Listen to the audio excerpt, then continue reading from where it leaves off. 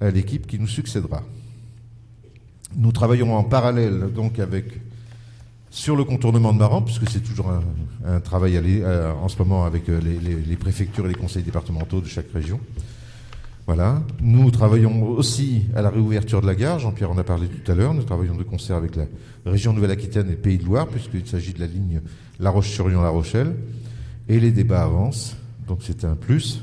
Nous travaillons aussi sur l'aménagement de la zone du port avec le conseil départemental de la Charente-Maritime, à double titre, puisqu'il y a la gestion des ports, mais il y a aussi la gestion touristique qu'il faut prendre en compte. Donc voilà, on a les conseillers départementaux de la Charente-Maritime qui nous accompagnent sur ce sujet. Nous travaillerons aussi à la passerelle vélo au carreau d'or. Pour ceux qui l'empruntent en vélo, vous avez vu qu'il est difficile de se croiser sur cette passerelle. Le sujet, ce serait de la doubler en largeur, de façon à ce que les gens puissent se croiser plus confortablement et ainsi aller du camping jusqu'au poulailler municipal par le biais d'une promenade et rejoindre la Vélodyssée et la Vélo Française. Une bascule prévue de la piscine municipale vers la CDC Nice Atlantique, ça fait partie des projets, comme il est projeté aussi de faire un pôle sportif à proximité des collèges, avec la CDC. Le projet d'un pôle de construction, et tout à l'heure Jean-Pierre en a parlé, il a abordé le projet d'un pôle culturel en concert avec la CDC Nice Atlantique, juste en face la cale, sur l'aménagement au futur du port. Le projet de la ferme photovoltaïque, alors cette fameuse ferme photovoltaïque qu'on pourrait appeler l'Arlésienne, qui nous avait été vendue lors du dernier mandat, aujourd'hui, les porteurs de projets ne se bousculent pas et même révisent leur copie. D'un loyer de 100 000 euros, pour être tout à fait honnête, la dernière proposition, elle est à hauteur de 30 000 euros. Ce qui est sûr, par contre, dans cette affaire, et c'était notre engagement premier sur notre proposition de mandat, c'était d'affecter, quelle que soit la somme qui serait perçue, la somme des loyers affectés sera réaffectée entièrement à la voirie municipale. Et puis enfin, la friche Protimère, puisque nous sommes en contact avec des porteurs de projets, de façon à réaliser l'opération. Voilà. S'il y a des interventions... Oui. En fait, on voit que vous prévoyez un plan d'investissement sur 5 années de 800 000 euros par an, grosso modo. J'en reviendrai à ce que j'estime être une erreur de calcul au niveau des taxes foncières, parce que en fait, on avait voté une augmentation de 2% des taxes, et on se rend compte qu'on a une augmentation de 20% des recettes liées à ces taxes. D'où mon incertitude sur la justesse de ce calcul. Et en fait, si effectivement les 800 000 euros sont dégrevés de 500 000 euros à cause d'un calcul aléatoire, il resterait que 300 000 euros d'investissement, et là, ça fait pas mal de choses à revoir. Non, on n'est pas là-dessus, on est bien sur 800 000 euros d'investissement prévisible tous les ans. Vous avez remarqué qu'il n'y a pas de recours à l'emprunt là-dedans. Donc on est bien sur 800 000 euros et on est bien sur un affichage tel qu'on l'avait précisé, tel qu'on l'avait proposé lors de la campagne municipale. Sur ces 800 000 euros d'investissement annuel, tu as pu remarquer que sur 4 ans, il y a 1,2 million qui seront dédiés à la voirie. Donc ça reste la priorité du mandat, la voirie aussi, 1,2 million sur la voirie. Donc nous irons là-dessus. Et puis oui, il faut aussi compter en recettes, ce qui n'était pas le cas précédemment, c'est toutes les subventions qui vont venir au regard des investissements. Oui. Oui, globalement, sur la gestion de la voirie, moi je suis d'accord, il n'y a pas de souci. Je veux faire aussi un trait d'humour parce que, bon voilà, c'est votre budget, c'est votre prévision, et puis c'est normal que vous nous proposiez ça. Mais c'est votre gestion des imprévus qui n'est pas si imprévu que ça, parce que tous les ans ça change. 2023, c'est 20 000, 2024, c'est 50 000, et 2025, c'est 20 000. Donc, c'est juste de l'humour. Je comprends bien comment on fait ça, mais ça m'a fait rire parce que finalement, c'est un imprévu assez prévisionnel. Voilà. Juste pour détendre l'atmosphère. Tu as raison. On n'est pas que, voilà. Tu as raison, mais prévoir toujours les mêmes imprévus, c'est plus de l'imprévu. Non, mais comme c'est de l'imprévu, on ne sait pas quoi mettre. Donc c'était rigolo. Enfin, c'est rigolo. Pardon. D'autres interventions sur ce rapport Alors, c'est un rapport, je ne sais même pas... On est invité à débattre, mais pas à voter là-dessus. Hein, c'est juste un débat. Donc, le débat a bien eu lieu. OK. Donc, voilà, est invité à débattre sur le rapport, donc ça c'est fait. Je vais passer la parole à Stéphanie sur la participation des communes extérieures aux frais de scolarisation des écoles maternelles et élémentaires pour l'année 2021-2022.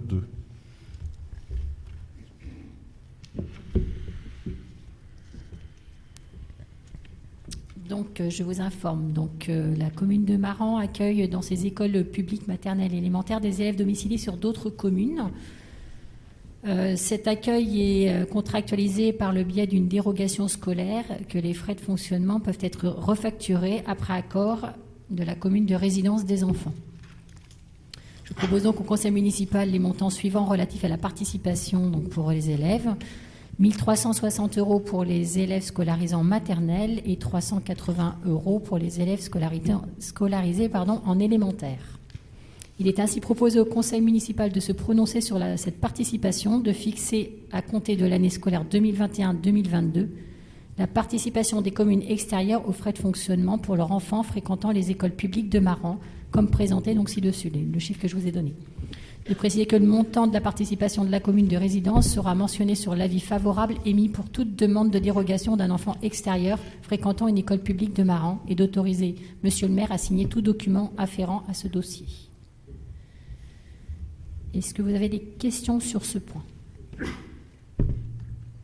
Alors le montant qui est affiché, donc c'est ce que représente le coût d'un enfant scolarisé dans nos écoles en fait.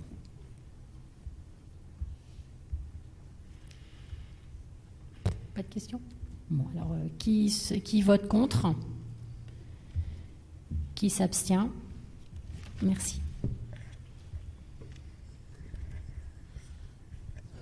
Ok. Une convention de contrôle des dossiers retraite avec le centre de gestion de l'assurance maritime, donc afin que nos agents partent avec la meilleure retraite et le meilleur chiffre approprié et de façon à soulager nos services aussi.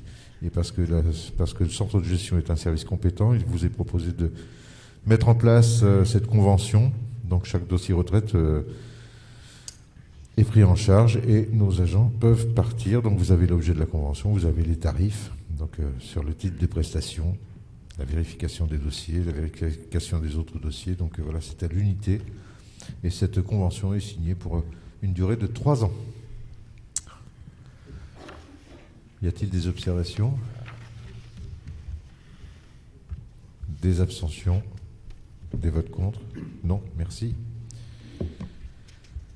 Une convention de gestion avec le centre de gestion, toujours de la Charente-Maritime, pour le dispositif de signalement des actes de violence, de discrimination, de harcèlement et d'agissement sexiste. Donc ce point a été présenté au comité technique le 7 février dernier et a reçu un accord. L'objet de cette convention, c'est une prise en charge annuelle de 55 € au total pour les collectivités et établissements employant au moins 50 agents à la date de l'adhésion. Le but de cette convention, c'est simplement que chaque agent puisse signaler au centre de gestion directement et non pas au service de la collectivité des faits qui relèvent d'actes de violence, de discrimination, de harcèlement ou d'agissement sexiste. Soit l'agent le fait lui-même, soit des collègues qui ont pu constater peuvent le faire aussi. Il ne s'agit pas de dénoncer, il s'agit de signaler. Et après, le centre de gestion revient vers la collectivité de façon anonyme. Et les dossiers sont revus de façon anonyme. Et on peut discuter exactement des dysfonctionnements qui peuvent avoir lieu ou des dysfonctionnements de personnes ou même de la collectivité, puisque la collectivité elle-même peut être porteuse d'actes. Voilà. Donc c'est une façon comme une autre de libérer la parole des agents. Y a-t-il des oppositions à cette convention? Des votes contre? Des observations avant? Non. Non. Très bien. Le recrutement de saisonniers, donc je vous rappelle, comme tous les ans, nous recrutons des saisonniers pour les divers postes. Nous ouvrons un maximum de postes et nous recrutons un minimum d'agents. Pour autant, nous devons avoir les postes ouverts de façon à parer à toute éventualité, parce que c'est pas en période d'été c'est pas là qu'on fait le plus souvent des conseils municipaux. Et donc, je ne peux pas ouvrir des postes sans votre accord. Donc, il est proposé d'ouvrir 12 postes d'agents d'administration à temps complet ou non complet. Donc, les 12 postes ne seront pas pourvus, bien sûr, mais on ouvre à la fois à temps complet et à temps non complet, de façon à ne pas avoir de surprise. C'est-à-dire qu'on peut à la fois recruter du complet et du non complet. Voilà. Un poste d'adjoint technique à temps complet ou non complet en fonction des besoins constatés. Là encore, c'est pour l'accueil collectif de mineurs. 2 postes d'adjoint administratif à temps complet ou non complet en fonction des besoins constatés. Donc là, c'est pour le fonctionnement de la piscine municipale, donc la billetterie, la réception et ainsi de suite. 2 postes d'éducateurs territoriaux des activités physiques et sportives, mais il s'agit du poste du BNSSA et puis du maître nageur. Un poste d'opérateur des activités physiques et sportives à temps complet. Donc là, c'est pour la surveillance de baignade. Un poste d'adjoint administratif territorial à temps complet ou non complet en fonction des besoins constatés. Là encore, d'avril à novembre. Donc c'est pour ajuster la gestion du camping et permettre à l'agent qui est un titulaire sur le poste de pouvoir avoir quelques repos. Et 5 postes d'adjoints techniques territoriaux à temps complet ou non complet en fonction des besoins constatés, là encore de mars à novembre, pour l'entretien et le nettoyage des sanitaires et l'entretien courant du camping. Donc je vous invite donc à émettre un avis sur ces recrutements. Je vous rappelle bien sûr que ça fait beaucoup quand on l'énonce et ça fait peu au final parce qu'on est obligé d'ouvrir toutes les strates de façon à pouvoir recruter, autrement on élimine des gens d'entrée de jeu. Y a-t-il des observations ? Des abstentions? Des votes contre? Merci. Donc la convention de mise à disposition d'un agent communal au centre communal d'action sociale, c'est Stéphanie. Le Centre communal d'action sociale de Maran sollicite chaque année les compétences administratives d'un agent administratif de la commune afin d'effectuer des tâches de secrétariat et d'accueil. Afin de répondre à ces besoins, une convention de mise à disposition d'un agent de la commune de Maran auprès du CCAS de Maran doit être signée pour une durée de 3 ans à compter du 1er janvier 2022. Elle arrivera à échéance le 31 décembre 2024. L'agent est ainsi chargé d'assurer divers tâches donc de secrétariat, d'assurer l'accueil physique et téléphonique des usagers et d'instruire les dossiers de demande d'aide sociale. Le conseil municipal est donc invité à se prononcer sur cette convention de mise à disposition d'un agent communal au CCAS, à accepter sa mise à disposition à raison de 35 heures par semaine pour une durée de 3 ans à compter du 1er janvier 2022 et à autoriser Monsieur le maire à signer la dite convention dont un exemplaire est joint en annexe et à effectuer toutes les démarches liées à ce dossier. Alors c'est un agent qui est déjà chez nous, c'est pas une création d'un poste, c'est la mise à disposition de l'agent actuel, qui est un agent de la commune et qui est mis à disposition du Centre communal d'action sociale. Est-ce que vous avez des questions? Non, donc on passe au vote. Est-ce qu'il y a des gens qui votent contre? Des gens qui s'abstiennent? Merci. Point 15, la prise en charge des frais liés au transfert de personnel pour le budget annexe du camping municipal. Là, c'est Romuald. Ah oui, apparemment. Donc, dans le cadre de la reprise du camping municipal. Le camping municipal donc, de Maran sollicite des compétences administratives et techniques d'agents de la commune afin d'assurer son bon fonctionnement. Donc, je ne l'ai pas dit, mais on est dans le cas d'un budget annexe pour le camping. Afin de répondre à ce besoin, il est indispensable de mettre à disposition des agents de la commune de Maran auprès du camping municipal. Les agents seront notamment chargés d'assurer la gestion du camping, accueil physique et téléphonique des clients, réservation, accueil des clients et attribution des emplacements, encaissement des locations, de procéder à son entretien courant et entretenir les sanitaires. Tout au long de l'année, la charge des frais liés au personnel sera assurée par le budget principal de la commune 2022, au chapitre 012. Pour veiller à assurer la pleine transparence des comptes, il sera demandé le remboursement de ces frais, rémunérations et charges, par le budget annexe du camping municipal 2022 au chapitre 12 de tous les agents mis à disposition au prorata des heures effectuées en fin d'exercice. Le conseil municipal est ainsi invité à se prononcer sur cette prise en charge financière pour les agents communaux au camping municipal, à autoriser monsieur le maire à effectuer toutes les démarches nécessaires à la bonne gestion de ce dossier. Y a-t-il des questions ? Y a-t-il des votes contre? Des abstentions? Merci. Point 16, donc la modification du tableau des effectifs. Donc il vous est proposé en création un emploi permanent, un poste d'adjoint territorial d'animation à temps complet. Oui, parce que dans le cadre de la réorganisation des services, le recrutement d'un assistant culturel événementiel est envisagé. Et au regard des postes ouverts et vacants au tableau des effectifs, il est proposé d'élargir ce poste à un grade de cadre d'emploi des adjoints d'animation. Donc les modalités de recrutement s'effectueront sur les conditions statutaires propres à la fonction publique territoriale. Et à défaut de pourvoir le poste par un agent titulaire, celui-ci pourrait être pourvu par un agent sous contrat, selon les dispositions de l'article 332 de la loi du 26 janvier 84. Donc il s'agit de remplacer au final M. Labiche qui est parti en dispo.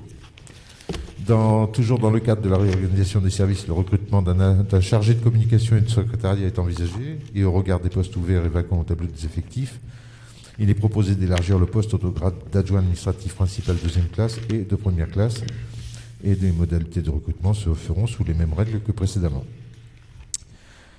Au titre des suppressions de postes, il est donc proposé de supprimer un poste d'adjoint technique principal de deuxième classe à temps non complet et un poste d'ingénieur territorial. Y a-t-il des questions? Oui? Qu'est-ce qui justifie la suppression des deux postes? Pardon? Qu'est-ce qui justifie la suppression des deux derniers postes que vous avez? Le poste d'ingénieur territorial est aujourd'hui devenu directeur des services techniques, donc on ferme le poste. Et le poste d'adjoint technique principal deuxième classe à temps non complet est parti à la retraite, donc on ferme le poste. Et on a d'autres postes d'adjoint technique qui sont ouverts mais non pourvus. Voilà. Mais il est inutile de garder pléthore de postes ouverts si on les recrute pas. Y a-t-il d'autres interventions sur le sujet? Donc je vais passer au vote. Y a-t-il des abstentions? Des votes contre? Merci. Un débat sur la protection sociale complémentaire. Donc je ne sais pas si vous avez eu le temps de lire le document. Donc on a présenté aussi le sujet donc le 7 février dernier au CT et au CHSCT. Donc on nous dit que dès le 1er janvier 2026, les collectivités territoriales et établissements publics peuvent participer au financement d'au moins la moitié des garanties des prestations sociales complémentaires souscrites par les agents. Il est vrai que, mais ce n'est pas uniquement dans la fonction publique territoriale, beaucoup d'agents n'ont pas de mutuelle. Donc c'est une façon aussi d'amener une mutuelle aux agents. Donc participer à 50% du taux de leur cotisation ou prendre en charge une partie de la mutuelle, ça peut être assez... Voilà, donc c'est un débat que nous devrons nourrir. Moi, ce que je vous invite, c'est à lire l'entièreté du document que vous avez reçu. On ne va peut-être pas mener le débat ce soir. Le principal, c'est qu'on ait au moins posé le principe. Nous voulons, de notre côté, c'est pour ça qu'on vous interroge, les 8 personnes de l'opposition, on aimerait savoir votre position là-dessus, on aimerait savoir ce que vous entendez, si c'est la philosophie qu'on peut partager complètement tous ensemble. Voilà, c'est simplement permettre à beaucoup d'avoir une couverture santé qu'ils n'ont pas aujourd'hui. Donc sur le débat, je vous propose qu'on se retrouve ou qu'on amende ça et qu'on mette en place une commission, simplement. Si vous le souhaitez, tous les 8, on met en place une commission et puis on débat autour du sujet de la santé des agents et voilà. Est-ce que ça vous intéresse? Oui? Donc on fera un point précis là-dessus tous ensemble. Ça pourrait être très bien. Dernier point, il nous reste la motion. Donc ça, c'est Stéphanie qui nous l'a dit.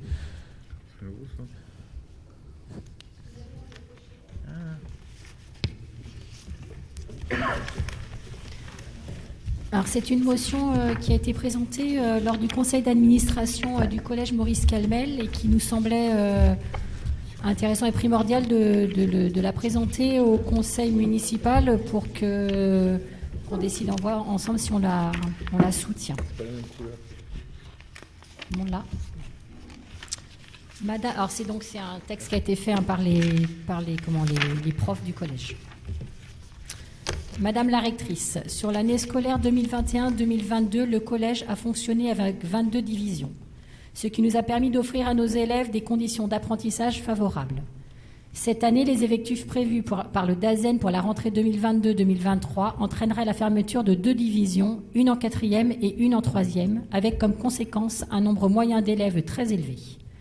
Ainsi, il y aurait 25 élèves en moyenne en 6e, 25,16 en 5e, 28,5 en 4e et 29,5 en 3e. Les effectifs seraient particulièrement élevés dans les 2 niveaux de 4e et de 3e. Il suffirait de 2 élèves supplémentaires en 3e pour atteindre le seuil et justifier l'ouverture d'une classe supplémentaire. Or, notre secteur de recrutement est en fort accroissement démographique, je vais y arriver. qui laisse prévoir de nouvelles arrivées d'ici la rentrée. Il est par ailleurs envisageable que quelques élèves reconduisent une troisième par faute d'orientation satisfaisante. Il est évident que cette surcharge des classes impacterait énormément les conditions d'enseignement, mais aussi les conditions d'apprentissage des élèves, alors que la population du collège est une population rurale, passage en catégorie 3 l'an passé, qui nécessite des besoins spécifiques. Les parents et nos élèves ont été et sont encore particulièrement impactés par les conditions sanitaires. Pour toutes ces raisons, nous sollicitons de votre bienveillance, Madame la rectrice, le maintien d'une 5e classe de 3e pour l'année 2022-2023. C'est signé les personnels enseignants et les parents d'élèves. Donc moi, je vous propose d'amender cette motion afin de maintenir la 5e classe de 3e pour l'année 2022-2023 et ainsi faire perdurer les conditions d'apprentissage favorables à tous les élèves de notre territoire. Le conseil municipal est ainsi invité à se prononcer sur le sujet, à soutenir l'initiative des enseignants et des parents d'élèves et à charger monsieur le maire à effectuer toutes les démarches nécessaires afin d'assurer la communication auprès des services compétents de l'État. Est-ce que vous avez des questions sur cette motion ?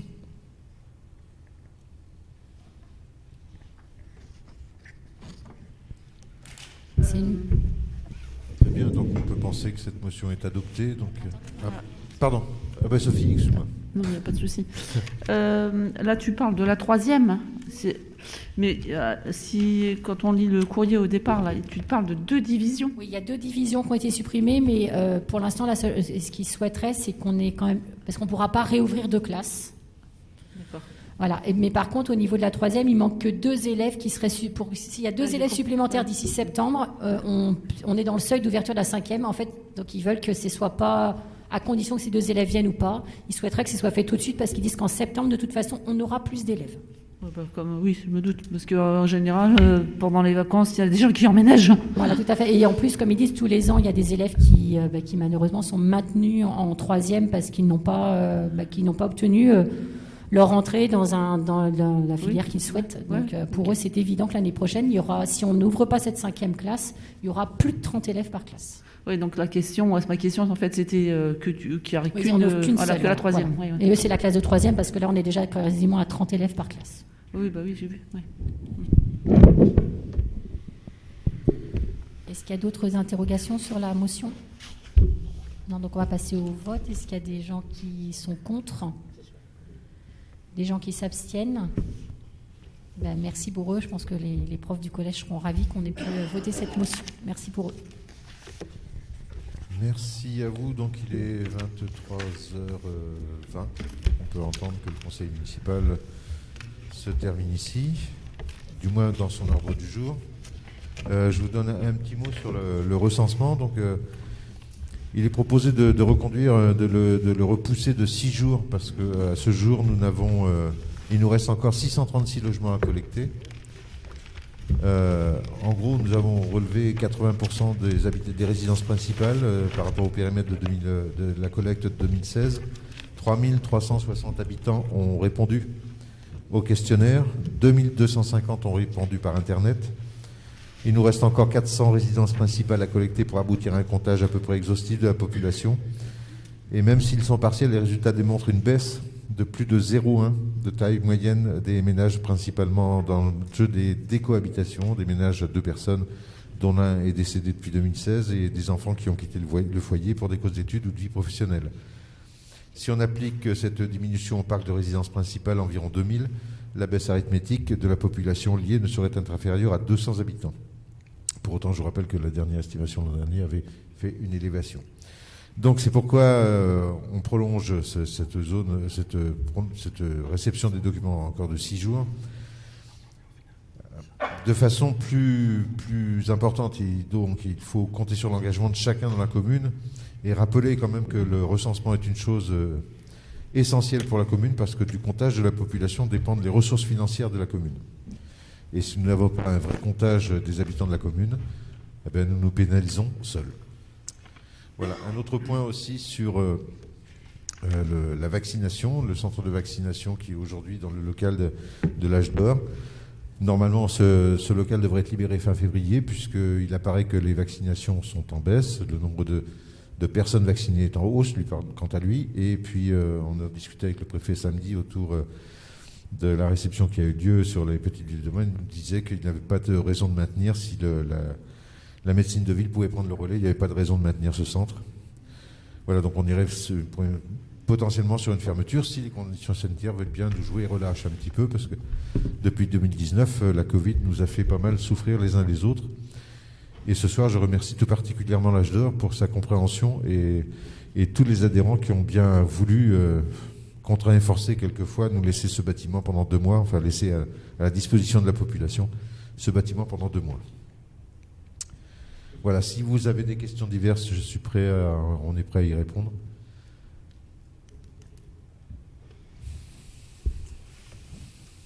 Oui, Sophie. Alors moi, j'ai pas de questions diverses, mais je sais pas si on peut, s'il y a quelqu'un qui a des questions diverses, ou est-ce que je peux parler d'autre chose? Tu peux parler d'autre chose, tu peux parler de ce que tu veux. Donc en fait, moi, je voulais annoncer à tous les élus et à tous les Morandais que je démissionnais. Donc à partir du 1er mars, ça sera une autre personne. Et donc je voulais remercier tous les élus et toutes les Marandaises et les Marandais qui ont fait confiance à notre équipe. Donc voilà, c'est ce que j'avais à dire. Bah écoute Sophie, je ne vais pas te redire ce que je t'ai déjà dit, mais c'est vrai que tu as apporté dans cette assemblée beaucoup de questions pertinentes, voilà, et que ce soit ici ou que ce soit au niveau de la CDC ou même au sein des commissions, voilà, tu as été quelqu'un... moi j'ai eu plaisir à travailler avec toi, donc voilà, donc merci à toi pour cet engagement. Oui, moi, monsieur le maire, j'aurais une question. Oui. Pardon, monsieur Jans. Une question un peu délicate. En se penchant plutôt dans la perspective du niveau du budget à venir, on s'est penché avec Guillaume là, sur les procès-verbaux du vote de la séance du 8 avril 2021, et plus précisément à propos de l'octroi des subventions aux associations. Oui. Et on a constaté que pour l'école de musique, une subvention a été versée. Oui. Et ceux qui ont participé au vote ont partie prenante à l'école de musique. Voilà. Alors, juste une question, un doute que je voudrais que vous le... Alors, vous êtes homme de loi, je crois, ou du moins vous la faisiez appliquer. Oui. La personne donc, que vous souhaitez, enfin que personne ne nomme, c'est Madame Emmanuelle Rouberti Delbano. Je vous rappelle, donc je précise quand même à l'Assemblée que Emmanuelle Rouberti Delbano n'a aucun intérêt dans cette école de musique, sauf à en être la directrice. Nous sommes dans une structure associative, elle n'en est ni la présidente, elle ne participe pas au bureau, elle est juste employée de cette association, donc à ce titre-là, elle peut participer au vote. Elle aurait été membre du bureau, elle aurait dû sortir. Elle n'aurait pas participé au vote. Donc, que les choses soient bien entendues, oui, bien sûr. Voilà. Mais au même titre que si demain, quelqu'un fait partie d'un bureau associatif, que ce soit le rugby, la plaisance, enfin bref, il ne participera pas au vote qui concernera son association, voilà, à ce titre-là. Mais là, aujourd'hui, on est dans le cadre d'une employée. Et puis, bon, après, elle n'a pas fait le vote à elle toute seule. Hein. Puis, je vous rappelle que, enfin, on peut regarder le contenu des débats. Je ne pense pas qu'elle ait dit un mot ce jour-là. Puisqu'il s'agit de moi, merci. Juste préciser qu'avant d'être élue dans la majorité, j'étais déjà directrice de l'école de musique. Et sous Thierry Bellage, j'étais aussi donc directrice de l'école de musique. Et lors des conseils municipaux, je ne sortais pas. Et je me souviens très bien de mon premier conseil municipal où nous avons voté les subventions, où j'ai posé, parce que j'étais un peu dans le flou comme vous, donc j'avais posé la question à Monsieur Bellage, qui m'avait dit que non. Et donc les agents en question qui étaient là avaient vérifié la loi. Et étant donné que je suis salariée dans l'école de musique, j'ai droit de voter. En revanche, toutes les personnes autour de la table, qu'ils soient présidents, trésoriers, secrétaires, du moment qu'ils font partie du bureau de l'association, ils ne peuvent pas prendre part au vote. Maintenant, si ça vous dérange, messieurs, dames, que je prenne part au vote lorsqu'il s'agit de subventions de l'école de musique de Maran, il n'y a pas de souci, je sortirai en même temps que tous les autres membres qui, eux, sont élus dans ces associations. C'est pas du tout que ça me dérange. Hein. Ouais, non, mais C'est une j'entends. question qui appartient. Je suis conseiller de l'opposition. Oui, non, mais vous avez raison. quelque Mais chose qui voilà, me- cette question m'avait déjà été posée lors Je l'ignorais. d'un entretien télévisé à la Mais CDC. ne voyez pas, Madame Robertine, ne voyez pas une attaque personnelle. Non, non, Je pense que l'opposition, il faut qu'elle serve à quelque chose aussi. Tout à C'est fait. pour ça d'ailleurs que parfois on vote contre, on s'abstient. Donc quand il y a un sujet qui peut poser problème, il est Mais normal. pas de- Mais c'est pas du tout quelque chose de personnel contre vous. Non, non, mais pas de Ni souci contre à notre d'autres, niveau, d'ailleurs, mais puisque- voilà, mais c'est Oui, plus simple, non, non, c'est hein, plus c'est simple quand les clair, choses sont moi, dites, donc voilà. Quand j'ai été vous voir, monsieur le maire, je vous avais dit que j'entendais, moi, en tant que conseiller de l'opposition, d'entreprendre une démarche constructive. Ça ne veut pas dire que je vais adopter la position du oui, oui non plus. Là. Donc les choses sont claires dans mon esprit et on veut la transparence. et c'est Mais pour ça que je voulais aller. je vous pense droit. Je vous pense. Donc droit et correct et un homme de parole. Donc voilà, il n'y a pas de souci avec moi, vous le savez. Merci. Y a-t-il d'autres interrogations ou est-ce qu'on vous invite tous à regagner vos foyers? Bon, bah écoutez, je vous souhaite une bonne nuit à tous. Je vous remercie pour la qualité des débats. Et puis, je vous donne rendez-vous donc le 24 mars. Et puis, pour ceux qui le souhaitent, pour avoir des explications, n'hésitez pas à passer, demander au service si vous souhaitez des explications sur les documents qui vous sont fournis.